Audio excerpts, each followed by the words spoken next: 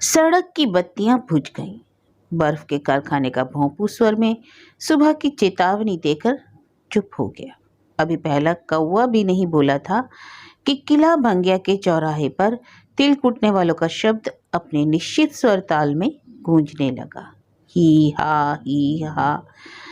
6 घटे हुए गंदुमी शरीर और उनकी उभरी हुई पेशियां और चमकती हुई त्वचाएं, हाथों में उठते गिरते मूसल, बीच में कुटते तिलों का अंबार, ये सब और चारों तरफ की घुटी हुई हवा, सारा वातावरण ही बोल रहा था ही हा। और तिलों का अंबार पसीज रहा था। वह कूटने वालों को रोटी देगा, आधी चाहे सूखी, चने की या छिलके की। रोटी उन्हें ताकत देगी। ताकत पाकर वे फिर अन्नदाता को कूटेंगे। अन्नदाता उन्हें फिर रोटी देगा, वे उसे फिर कूटेंगे और सिलसिला चलता रहेगा।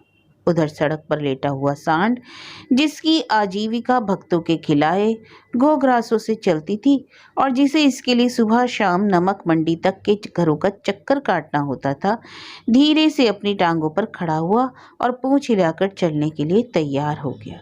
तभी एक हरि कीर्तन करता हुआ वृद्ध गंडान वाले बाजार की तरफ से आया। गौपुत्र को कान हिलाते देखकर उसने उसे प्रणाम किया, फिर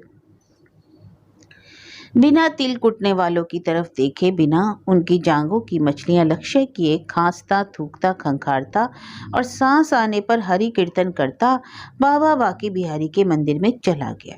उस संकरी गली से जिसका कोई नाम नहीं और जिसकी नलियों की बदबू बाबा बांके बिहारी के मंदिर के धूप गुग्गल गंध में मिलकर एक नया संगम बनाया करती, एक स्याही रंगे कपड़े वाली प्रौढ़ा अपने हरे दुपट्टे वाली कन्या के साथ निकली। दोनों नंगे पांव वहां से गुजरी जहां एक अन्नदाता छिल रहा था, पिट रहा था और प्रसन्न हो रहा था। प्रौढ़ा ने देखा तो 6 हिलते हुए शरीर थे और पसीना ही पसीना था।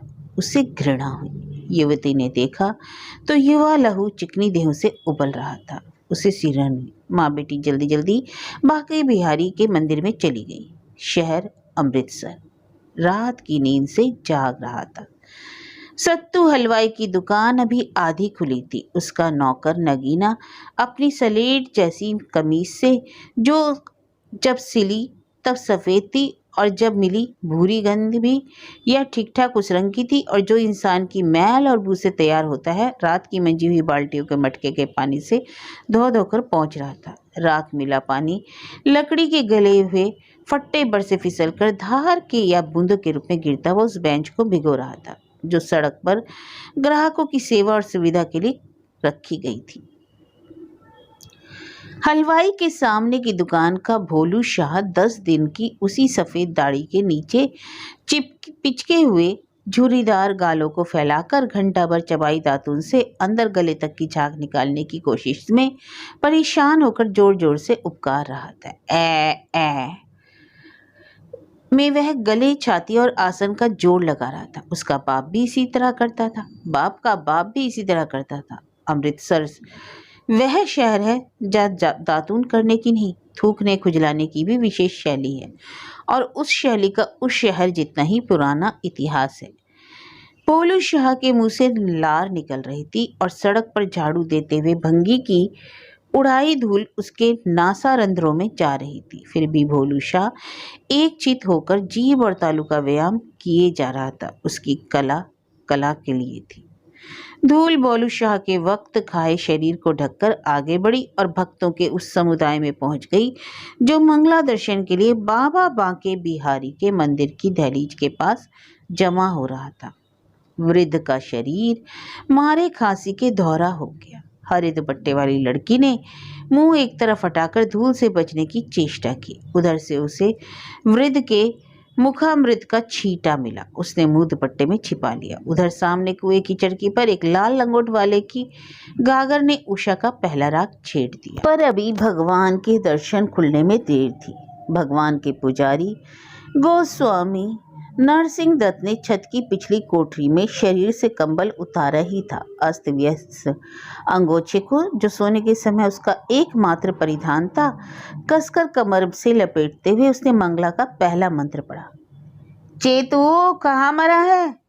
चेतु जो नीचे लंगोट लगाए और ऊपर खादी की कमीज पहने साथ की कोठरी की दीवार के सहारे ऊँघ रहा था, गुरु की कर्कश आवाज सुनते ही अपने को झटक कर सचेत हो गया और झुक झुक कर संस्कृत व्याकरण का पाठ करने लगा। अरे इधर आ रे! फिर नरसिंह दत्त ने मंत्र पूरा किया। हुक्का भर जल्दी दे। 12 साल का चेतू तत्परता से उठ पड़ा। उसे मंदिर में रहते कई महीने हो चुके थे। वह पुजारी की गालियों से ही नहीं, उसकी मार से भी पूरी तरह परिचित था। गोस्वामी जब भी कोई धमकी देता, चेतू के दिमाग में एक भंवरसा घूमने लगता। उसके मन में आता था कि गोस्वामी की नाक को पकड़कर इतना खींचे कि गोस्वामी का गणेश बन जाए, मगर उसका साहस नहीं पड़ता था, क्योंकि गोस्वामी उसे रोटी देता था, कपड़ा देता था और सबसे बड़ी चीज विद्या देता था।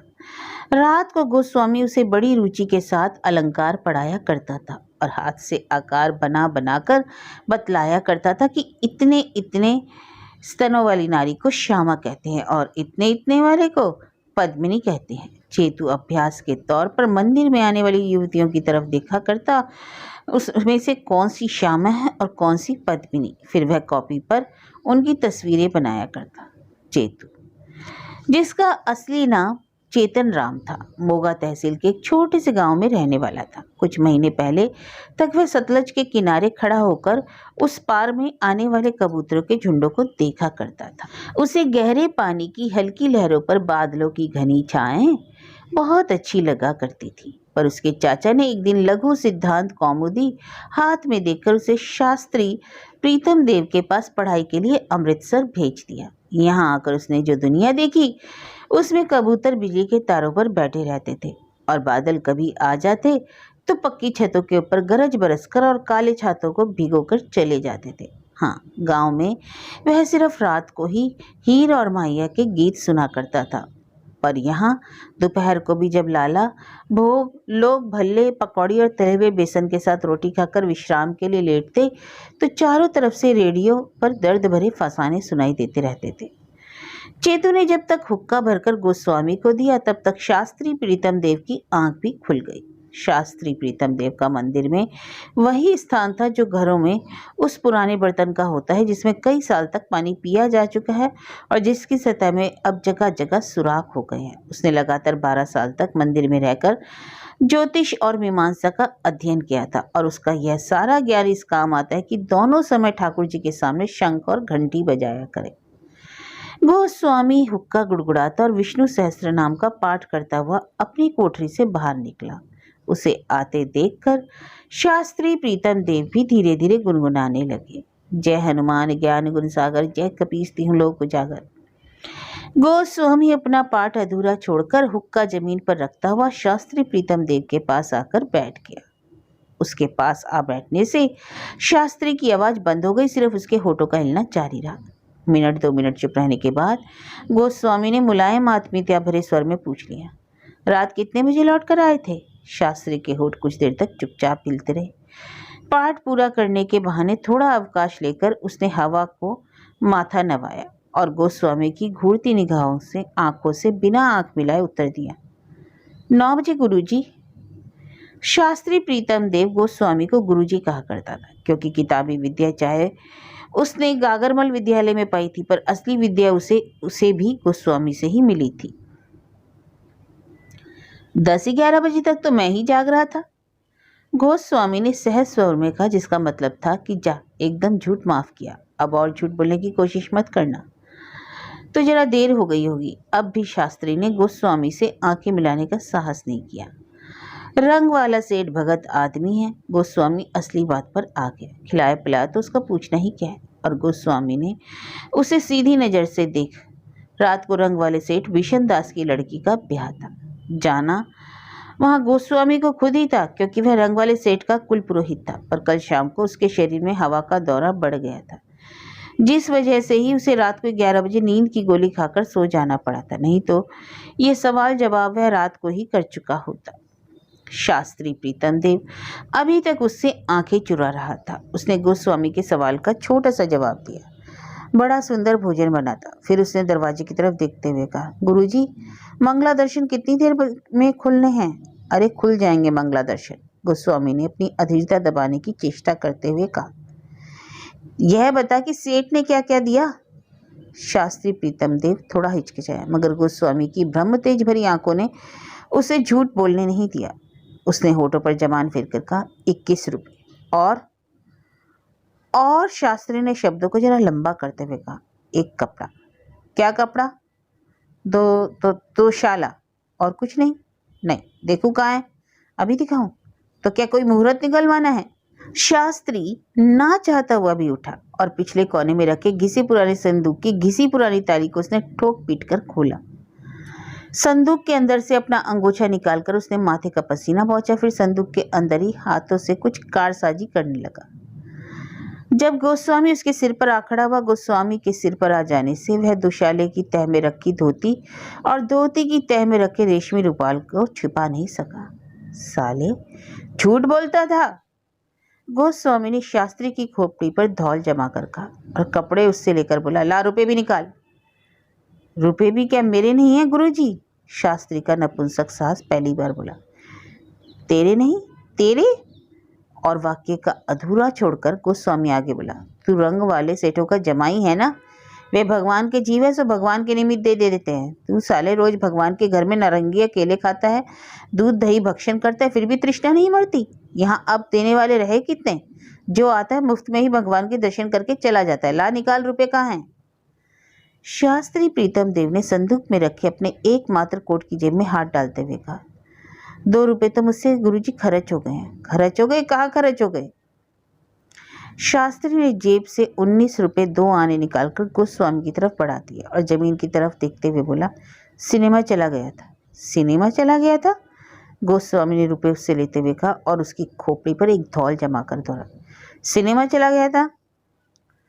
गोस्वामी अब अपनी कोठरी की ओर जाने के लिए मुड़ा तो शास्त्री ने पीछे से दीन स्वर में कहा, मेरे पास एक भी धोती नहीं है गुरुजी। यह जो पहने ये धोती नहीं है? गोस्वामी ने उसे कुत्ते की तरह दुत्कारा। यह तो बिल्कुल फट गई है गुरुजी। यह आज वाली नहीं तो वह पारो वाली धोती ही दे दीजिए। गोस्वामी रुक गया। पारो का नाम लेकर शास्त्री ने उसे जैसे चुनौती दे दी कि एक धोती दे दो, हाँ वरना। कौन सी पारो वाली धोती?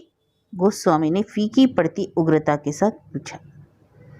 शास्त्री की नाभि के पास से मुस्कुराहट उठी, जिससे उसकी छाती फूल गई, पर उसका गला इतना खुश्क हो रहा था कि मुस्कुराहट होठों तक नहीं आ पाई। पता नहीं उस दिन पारो कह रही थी। क्या कह रही थी तुझसे पारो? शास्त्री को गोस्वामी का फीकापन देखकर फिर मजा आया, पर मजे का स्वर उसके होठों पर नहीं फैला, उसकी आंखों में भर गया। कहती थी, वह मेरे लिए एक धोती लाई थी, पर आपने वह पहले देख ली इसलिए। वह चुड़ैल तेरे साथ भी? और यह भी कहकर गोस्वामी ने महसूस किया कि उसने लीद कर दी। बिना बात को आगे बढ़ा, उसने हाथ की धोती शास्त्री को दे दी और कहा, तुझे धोती चाहिए सो ले ले, पर पारो ठगने की बातों पर तो विश्वास मत किया कर। धोती लेकर शास्त्री के मन में इतना आनंद उमड़ा कि विभोर होकर वह फटे स्वर में गाने लगा, प्रभु जी मेरे अवगुण चितना धर्म। नीचे मंदिर की दहलीज के पास भक्तों की भीड़ काफी बढ़ गई थी। कुछ धोती कुर्ते और पगड़ी वाले सज्जन थे, कुछ धोती और दुपट्टे वाली देवियां थी, 2 एक तिल्ले किनारे की साड़ी वाली नई ब्याहताएं थी, 2 एक खुले आम और काली गोल टोपी वाले नौजवान थे, एक खुली शिखा वाला ब्रह्मचारी था, एक सोने के बटनों वाला पहलवान और 8-10 भगवान के अपने ही रूप थे, छोटे छोटे बच्चे। बाहर सड़क पर अखबार बेचने वाले चिल्ला रहे थे, मिलाप प्रताप, ट्यूबन अखबार, अजीत पढ़िए, वीर प्रभात, ताजा ताजा खबरें। अमेरिका में हाइड्रोजन बम बनने शुरू हो गए, सरहिंद के नज़दीक गाड़ी उलट गई, पाकिस्तान ने लड़कर कश्मीर लेने की धमकी दे दी। और मंदिर के बाहर सत्तू हलवाई की दुकान पर लस्सी पीने वालों का जमघट लस्सी के साथ साथ सत्तू की बातों का मजा ले रहा था। सत्तू मोटे किशन चंद से, जो इस समय अपने मोटे होठों में से लस्सी अंदर खींच रहा था और मंदिर के अंदर जाने वाला हर आकृति को घूर रहा था, कह रहा था, रौनक देख रहे हो लाला जी? देखो देखो, बाहर से ही भगवान के दर्शन करो, भगवान कोई ना कोई फल जरूर देगा। बिशन दास को मुस्कुराते छोड़कर सत्तू ठिगने कद के मुनीम से बोला, लाला गुरुदत्ता, दूर क्यों खड़े हो? उधर आओ बादशाहो, आज बीवी ने कितने लस्सी पीने को कहा है, आधा सेर या 3 पाव की? और गुरादित मल को खीस निपोड़ते छोड़े वह मोटे मोहनलाल से बोला, क्यों मोहनलाल जी, मछलियाँ गिन रहे हो? भगवान के तालाब की? कितनी हैं? तुम जाल फेंकोगे तो मगरमच्छ ही ले जाएंगे। अरे यार, कुछ तो भगवान की शर्म करो, इधर लाओ, लस्सी पियो। सामने भोलू शाह किटकिट रेवड़ियां काट रहा था। उसके साथ का नत्थू पंसारी मिर्चें कूट रहा था। चौराहे की दुकान पर तिल कुटने वाले अब भी उसी तरह तिल कुट रहे थे। ही हा। नत्थू पंसारी मिर्चों की गंध से दो एक बार चीखा। भोलू शाह ने चाकू से अपनी उंगली काट ली। लाला विशनदास लस्सी का गिलास आधा पीकर और आधा दुमिलाती बिल्ली के लिए छोड़कर जल्दी जल्दी मंदिर के अंदर चला गया, क्योंकि दो सुंदर लड़कियां उस समय अंदर जा रही थी। मुनीम गुरादित्मल भी जल्दी जल्दी लस्सी गले में उड़ेलने लगा, क्योंकि उसकी धर्मपत्नी बंसो घर से तैयार होकर आ गई थी और बंसो का आदेश था कि वे दोनों समय नहीं तो कम से कम एक समय तो ठाकुर जी के दर्शन जरूर किया करे। जब गुरादित्तामल अपनी धर्मपत्नी के साथ मंदिर के अंदर चला गया तो सत्तू और मोहनलाल एक दूसरे की आंखों से देखकर मुस्कुराए। भगवान बड़ा कारसाज है, सत्तू ने कहा। मोहनलाल ने पलके झपकाकर इसका अनुमोदन किया। मोहनलाल भी चलने को हुआ तो सत्तू ने स्वर दबाकर कहा, विलायती लट्ठा 10 थान मिला है, भेज दूं? मोहनलाल ने पलके झपकाकर स्वीकृति दी। भाव वही पिछला, सत्तू ने उसी तरह कहा। मोहनलाल ने उसी तरह पलके झपकाकर स्वीकृति दे दी। फिर वह भी किसी तरह अपने शरीर को धकेलता हुआ काले माथे के नीचे जड़ी लाल आंखें से नाक की सीध में देखता हुआ मंदिर के अंदर चला गया, क्योंकि पुजारी ने किवाड़ खोल दिए थे और ठाकुर जी के जागने की घंटी बजा दी थी।